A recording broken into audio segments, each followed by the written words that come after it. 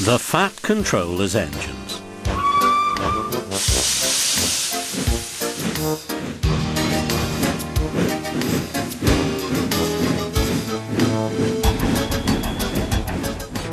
One evening, Thomas brought his last train to the junction.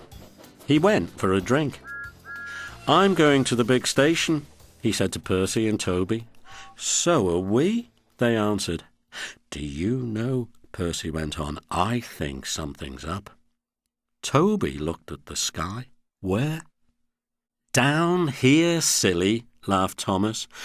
"How," asked Toby reasonably, "can something be up when it's down?" "Look," said Thomas excitedly. "Look!" 7 engines from the other railway were coming along the line. "Hello, Ginty," whistled Percy. "Hello, Pug." "They're friends of mine," he explained. "I don't know the others." Ginty and Pug whistled cheerfully as they puffed through the station. "What is all this?" asked Thomas. "The Fat Controller's got a plan," answered his driver, "and he's going to tell it to us. Come on." So they followed to the big station at the end of the line where all the engines had gone. The Fat Controller was waiting for them there. "The people of England," he said, "read about us in the books, but they do not think that we are real." "Shame," squeaked Percy. The Fat Controller glared. Percy subsided. "So," he continued, "I am taking my engines to England to show them." "Hooray, hooray," the engines whistled. The Fat Controller held his ears.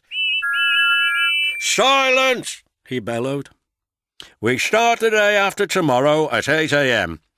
Meanwhile, as these engines have kindly come from the other railway to take your place, you will show them your work tomorrow." Next day, as Annie and Clarabel were going to England too, Thomas and Ginty practiced with some other coaches. Thomas was excited. He began boasting about his race with Bertie. "I whooshed through the tunnel and stopped an inch from the buffers, like this." Crash! The buffers broke. No one was hurt, but Thomas's front was badly bent. They telephoned the Fat Controller. "I'll send up some men," he said, "but if they can't mend Thomas in time, we'll go to England without him." Next morning the engines waited at the junction. Toby and Percy were each on a truck, and Duck had pushed them into place behind Edward. Henrietta stood on a siding. The Fat Controller had called her a curiosity. "I wouldn't dream of leaving you behind," he said. "I'll fit you up as my private coach." She felt very grand. Gordon, James and Henry were in front. They whistled impatiently. The Fat Controller paced the platform. He looked at his watch. "1 minute more," he said, turning to the guard. "Peep, peep, peep," whistled Thomas, and panted into the station. Annie and Clarabel twittered anxiously. "We hope we're not late. It isn't quite 8. "Thomas," said the Fat Controller sternly, "I am most displeased with you.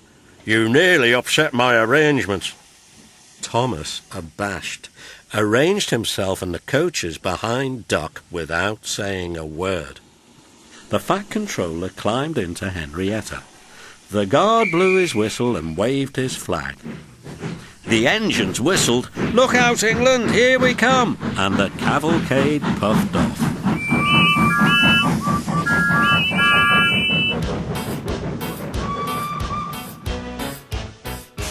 The engines stood side by side in a big, airy shed.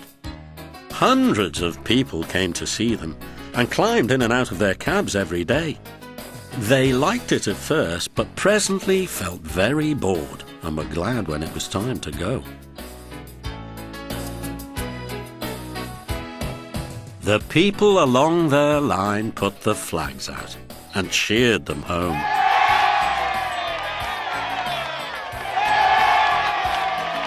"We are glad to see you," they said. "Those others did their best, but they don't know our ways. Nothing anywhere can compare with our fat controller's Angelis."